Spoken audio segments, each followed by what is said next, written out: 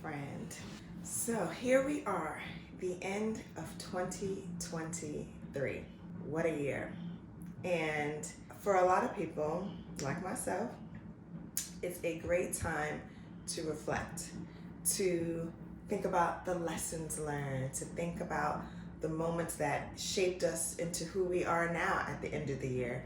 All the highs, the celebrations, the achievements, and the lows too.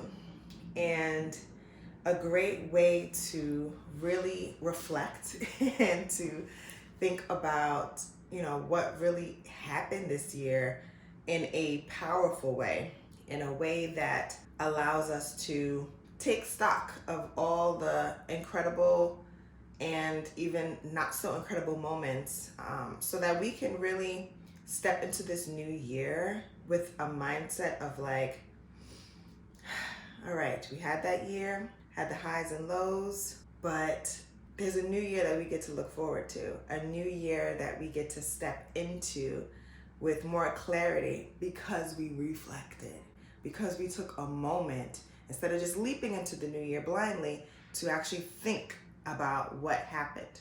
Because when you think about the lessons, when you uncover the things that God was trying to show you in the year, it's higher in likelihood that you won't repeat the same mistakes. It's like you're gonna keep getting the same test if you ain't learning the lesson. So I wanted to share with you a great reflection exercise that I like to do at the end of the year. That way you can step into 2024 feeling like, oh, I did some work. End of the year work, stepping into the new year, ready to be my up-leveled me. So let's get into it. Now, first though, before we dive in, if you're new here, welcome.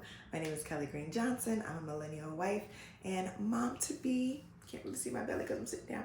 In New York City, a certified life coach, mindfulness facilitator, all that jazz. And if you are new here, please make sure you hit that subscribe button, okay? So we can stay friends and, we can keep helping each other out. And of course, for all my returning friends, welcome back, girl. I'm so happy you're here. Your support means the world to me. Now, let's get started. All right, girl. Now, if you haven't already, you may have to pause this video because I need you to grab a notebook, your favorite writing utensil. I'm old school, so I like a good old-fashioned pencil. But if you write with a pen, I ain't gonna knock you.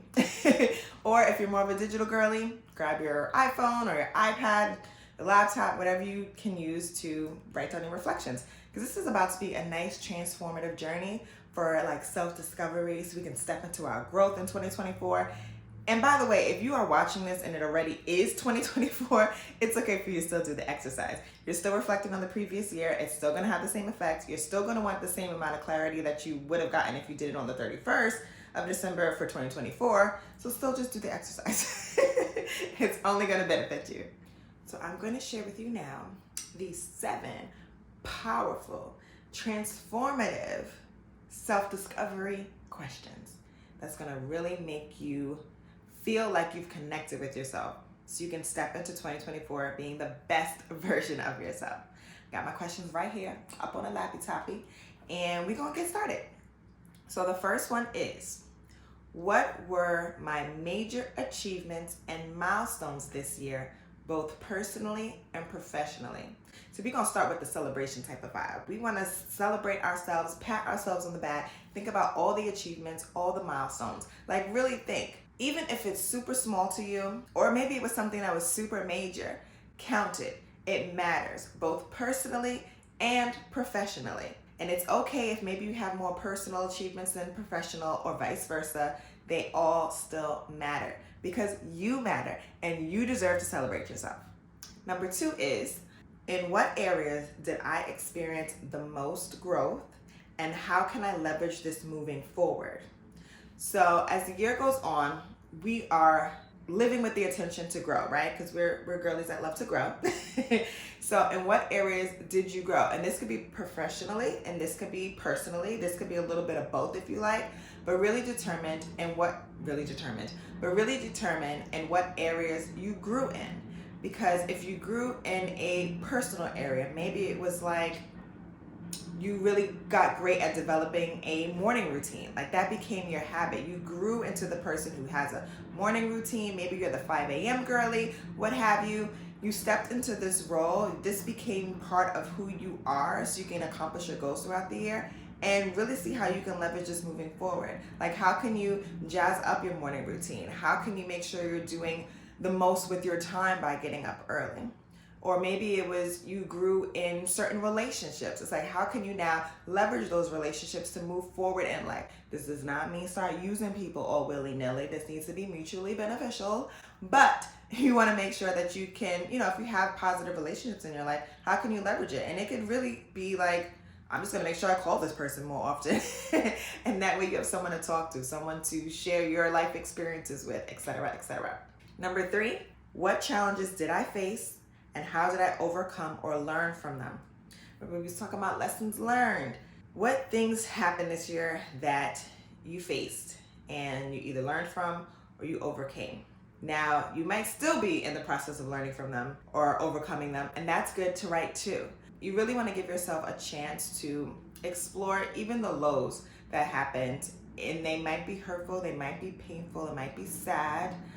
For me personally, I experienced a few losses this year with family members passing, and it was devastating.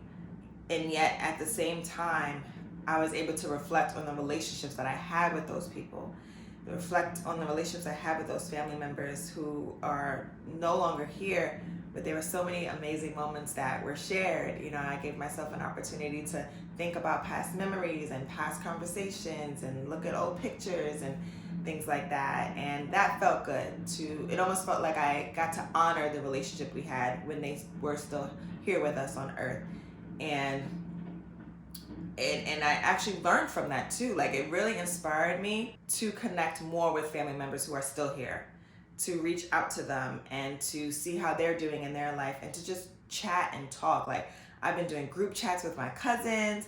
I've been reaching out to family members that are like not in this New York State and seeing their family, like their growing families on FaceTime, and it's been great. And it's like, we deserve to do more of that, to really spend time with the people that we love and care about, especially if we don't see them every day. It's like, really just check in and make moments to share with one another. And that's been a big lesson for me this year, and a big thing to overcome that grief, of course. And as much as it might be awkward or uncomfortable to do, it's worth it. It really is worth it to think about the challenges that you overcame and the lessons you learned, because you can even celebrate those lessons. You can celebrate how you overcame that, because when you was in that mud, you probably thought, I ain't gonna get out of this.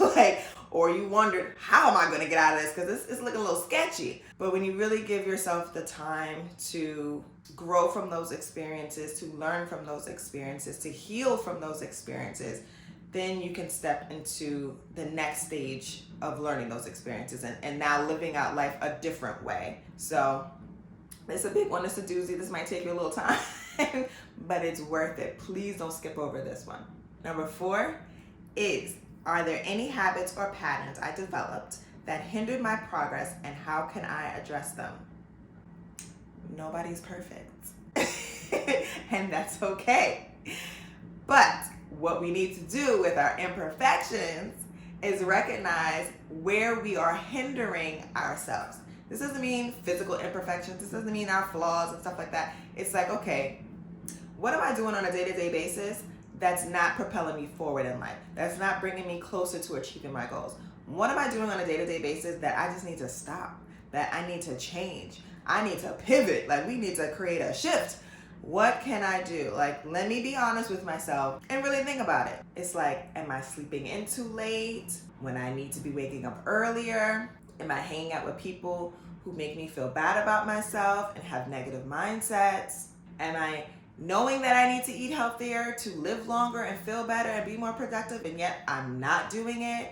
It's like, it's time to be honest. Time to get real with yourself, sis, and really discover in what areas are you having these habits that are not helping you. Because good habits help. Bad habits hinder. You want to make sure you have the good habits supporting you. And then when you identify them, how can you address them? Because it's one thing to be aware of stuff, y'all, but if you're not going to take action on it to change for the better, what was the point? You're just gonna feel disappointed in yourself, and it's just gonna continue to hinder you. So now that you recognize it, you got honest with yourself, you dove deep, you realize what habits you have that are no longer serving you, or maybe they never even served you. And now how do you address them? How do you develop a better habit in its place? How do you shift what you're doing currently to something that's better and more supportive? Make sure you take the action on that then going into the new year. Okay. Number 5, how did I prioritize self-care and well-being? And what can I do to enhance this aspect of my life? Self-care, well-being is not to be overlooked. You want to live long? Start by living well. Take care of yourself. Stop pouring from that empty cup. You can't take care of everybody if you're not taking care of yourself first. So make sure you are prioritizing your self-care, prioritizing your well-being, developing those habits. We were just talking about habits. What habits can you create for yourself in your life that can help you become the best version of yourself? Is it meditating in the morning? Is it journaling in the morning? Is it drinking more water during the day? Is it you stopping eating sweets? Maybe you don't drink liquor. Like, what can you do? What habits can you create to take better care of yourselves? What does self-care look like to you? Is it the bubble baths and the candles and the podcast you're listening to? Or is it you going to work and you're listening to gospel music? Like, what can you do to take better care of yourself and to focus on your well-being? And that's all around well-being too. So mental, emotional, spiritual, physical, financial. Like, are your coins right? Because if your coins ain't right, you're likely gonna be stressed out, mama. And being stressed and being well, it just don't mix. It's not gonna happen. So make sure you get all the areas of your life in order. And now this is not to overwhelm you. Take your time. You can take like a section at a time. Everything doesn't have to be done at once. Rome was not built in a day. And you can really just take your time. Pick and choose what areas you want to focus on. Maybe on a week-to-week basis and a month-to-month basis. But get it together. Like, it's time to get your life together if you haven't already. And in order to do that, you have to focus on self-care and your well-being. Number 6, what goals did I set at the beginning of the year, and how close did I come to achieving them? Because you see, not every goal is meant to be achieved in 1 year, and that's okay. Sometimes it takes 2 years. Sometimes it takes 5. Like, what goals did you have set this year, and how close did you get to achieving them? Because progress matters. Just because you didn't check off that goal completely, just because it's not crossed off your list, doesn't mean you didn't get close. Doesn't mean you didn't make progress. So what goals did you set, and how close did you get to achieving them? Because that's a celebration in itself. The fact that even through the highs and lows of the year, you got closer and closer and closer to achieving your goals is amazing. It's something worth celebrating. It's an achievement. It's you making new milestones. It all matters. So count it. Put it down. Write it down. Celebrate yourself. And then last but certainly not least, number 7, who were the most influential people in my life this year, and what did I learn from these relationships? Now, there are people in your life, and they all have an influence in your life. Some of them are good influences. Some of them are bad influences. So it's up to you now to determine who falls into which category. When you find the bad influences, if there are any, you might have been on the self-discovery and self-growth journey for a while. Maybe you don't have a lot of bad influences. That's great. But for those of you who do, it's just something to work on, something to identify, and to create those shifts in those relationships. How can you make those relationships different? Does that mean you standing up to those people more, making sure they're not putting you down, making sure they aren't influencing you in a negative way? Does that mean cutting them off altogether? Does that mean having a conversation with them? What are you going to do with those bad, influential people in your life? Because they cannot have the same role next year in 2024 as they did in 2023. So, gotta work on that, okay? And the good influences, yay! We love a good, influential person. Good, influential people, family, friends, people in your network, whoever. Keep those people around. And actually, this is kind of like a sidebar, but this counts for social media as well. We didn't even talk about that. But like social media, because that could fall into the habits, like poor scrolling, like all that stuff. But people can influence us virtually too, like online. These do not have to be people in our day-to-day lives that we see, our family, our friends, things like that. These could be people who we follow online who are influencing us. That influence can be good. No, good was over here. Good or bad. So we want to be mindful of that too. And then discover what you learn from these relationships, both good and bad. Because remember, again, if you don't learn the lesson, you could repeat history here. So for the good ones, learn what you got from those relationships, how it helped you develop maybe, how it gave you more clarity, how it made you feel more stable and secure in yourself. And then the bad ones, maybe they made you feel a little low. Maybe those relationships made you question yourself. Maybe those relationships made you question your purpose. Like whatever it is, see what you learn from them. Take in what you experience from those relationships so you can really identify what's serving you and what's not serving you. So that way you can move forward in 2024 with the mindset that you know what serves you, and you're going to continue to call in your life what serves you, what's best for you, what's good for you, who has good intentions for you. That's where you can have your focus. Because the people you surround yourself with, or the people that's on your phone, is going to influence your mindset. It can influence your physical habits. It can influence your emotional well-being so much. So really take the time to identify them, see what you learn from them, and then use that information. This is all data, okay? Use all this information to help you stand in your power in 2024. Really recognize who you are, whose you are, what you're here to do, what your purpose is, what you're here to accomplish, how you're here to be the best version of yourself. And then 2024 is going to be like a cakewalk. Is that the phrase? I was going to say a pancake walk, but that's definitely not it. It's going to be a cakewalk. So thank you for getting to the end of this video. I'm so proud of you, girl. 2024 is going to be your year. I'm excited for you. We're going to be doing this along with each other.